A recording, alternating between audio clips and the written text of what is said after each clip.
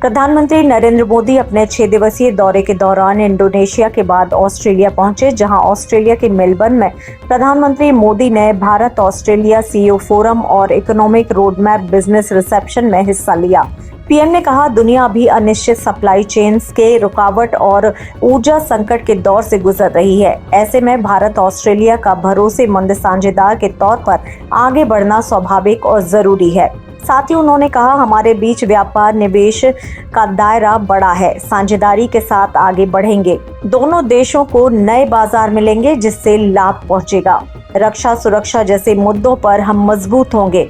आपको बता दें कि भारत और ऑस्ट्रेलिया के बीच इस दौरान कई समझौतों पर हस्ताक्षर भी हुए।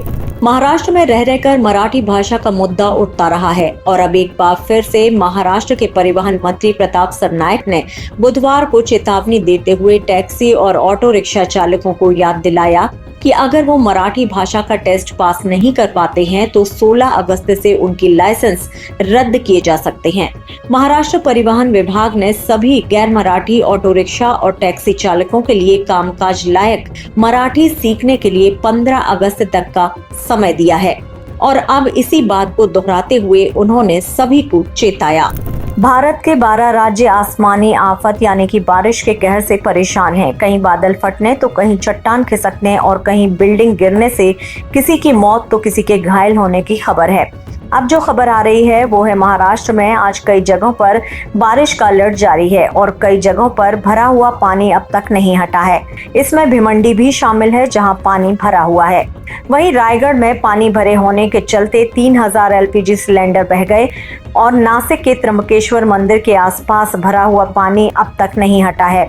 इसी बीच महाराष्ट्र और मुंबई के बाद दिल्ली से भी खबर आ रही है कि बारिश से परेशान होकर स्कूलों में छुट्टी घोषित कर दी गई है और लोगों को काम पर जाने में भारी दिक्कतों का सामना करना पड़ रहा है। महाराष्ट्र के कई जिलों में भूकंप के झटके महसूस किए गए, जिनमें परभणी, नांदेड़ और हिंगोली शामिल है। भूकंप के झटकों की तीव्रता रिक्टर स्केल पर 4.4 मापी गई। ये झटके रात 1:37 से लेकर 3 बजे तक रुक रुक कर महसूस किए गए। हालांकि इन झटकों से किसी तरह की कोई हानि की खबर नहीं है। तो एक तरफ तो महाराष्ट्र के कई जिले भारी बारिश की मार झेल रहे हैं, वहीं अब दूसरी तरफ भूकंप ने लोगों के दिलों में डर पैदा कर दिया है।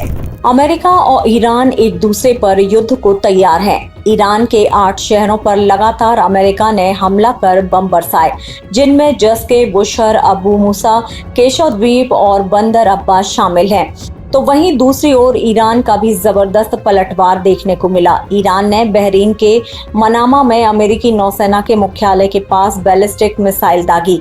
ईरान ने दक्षिणी हिस्से में अमेरिकी ड्रोन मार गिराने का दावा भी किया, जिस पर अमेरिकी राष्ट्रपति ट्रंप ने कहा कि ईरान के एक हमले के जवाब में हमने 20 हमले कर जवाब दिया। उन्होंने कहा, ईरान ने पहले होर्मुज में कमर्शियल जहाज पर हमला किया, जिसका अमेरिका ने करारा जवाब दिया है।